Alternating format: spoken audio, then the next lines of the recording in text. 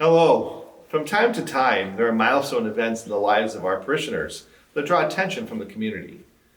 Some of the happy ones are when a baby is baptized, or when people get confirmed, or when a couple sets out into holy matrimony.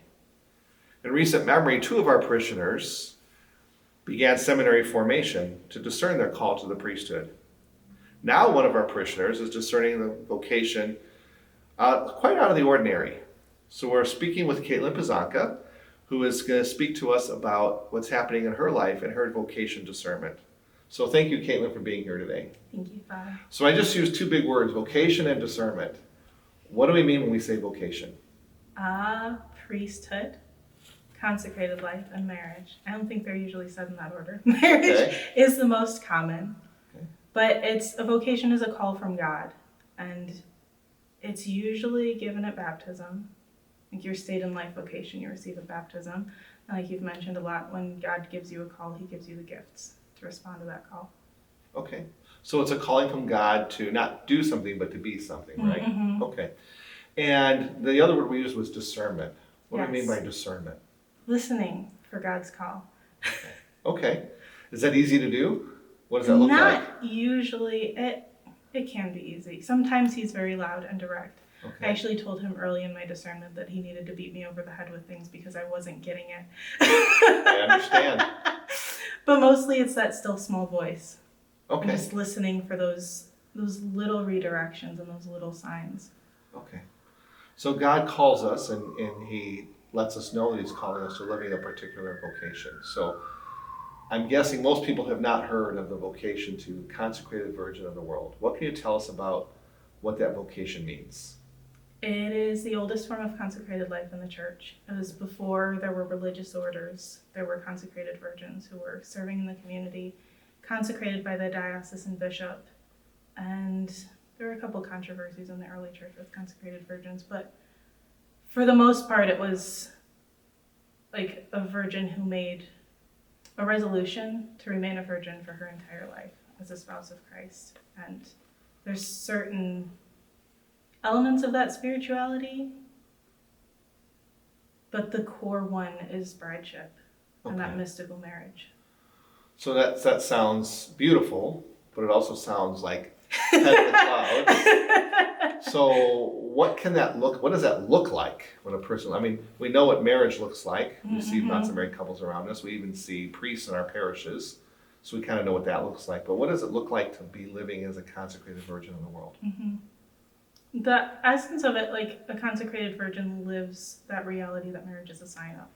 So like that love between Jesus and the church, like we're called to live that and to be an example of the church in our daily lives.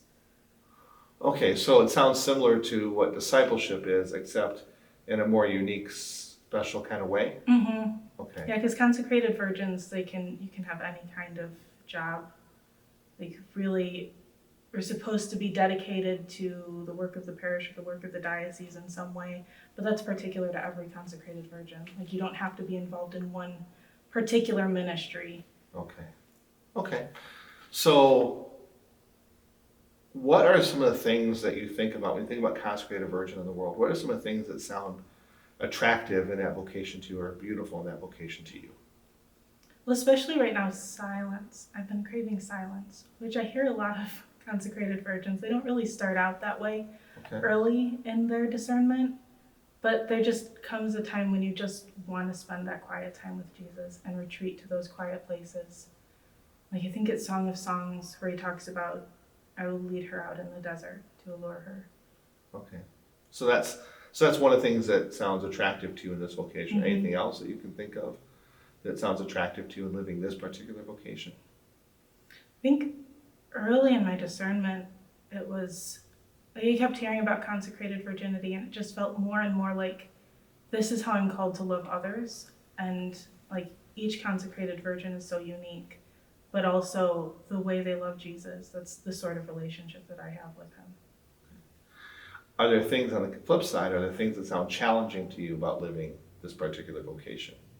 Living in the world and not having anybody tell me what to do or really when to do it. Like I'm responsible for taking care of myself and like still I have to do everything with that full reliance on Jesus.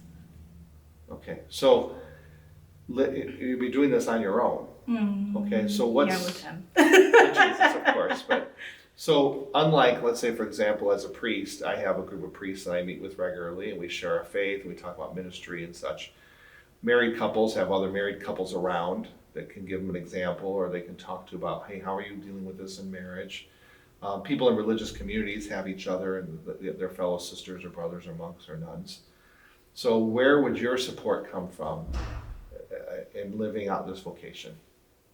A lot of it from the parish and the diocese. And also, there are some consecrated virgins who are nearby in other dioceses. I know there's a group of consecrated virgins, like in Michigan. They're all from like neighboring dioceses, and they get together and do things a couple times a year.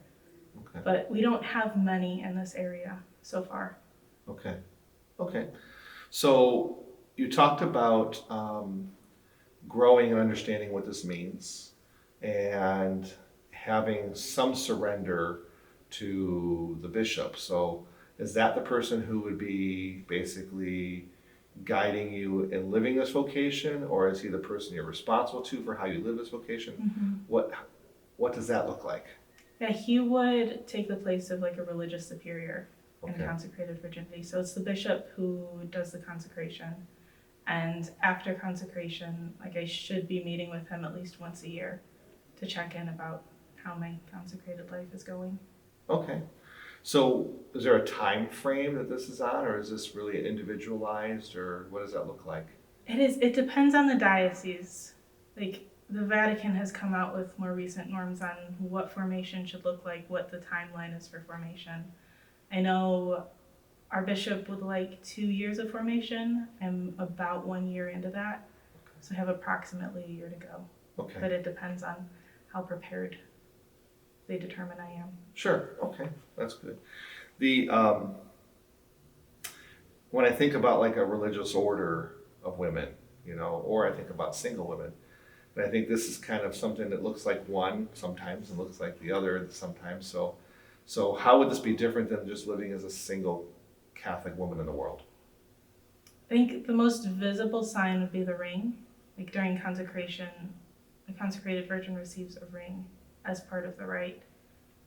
And there's also like a particular call to service. Like I was talking with my consecrated virgin mentor recently, and she was saying that in the single life, like the ministry that you're called to is really what comes first.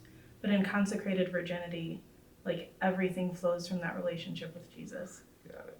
Okay. The one question I just want to ask you, and maybe people have noticed that usually when you're in church, you're wearing a veil. Is that because you're discerning to be a consecrated virgin in the world, or is that something completely unrelated? Or It kind of is. It was one of the signs that I was called to this vocation that I discerned early on. But within the rite of consecration to a life of virginity lived in the world, there's a moment when the consecrated virgin receives a veil. Okay. And she's not required to wear it after that, although I guess the bishop could require her to. Sure. But like it's optional. Okay. So it's not because you want to be a nun? No. Okay.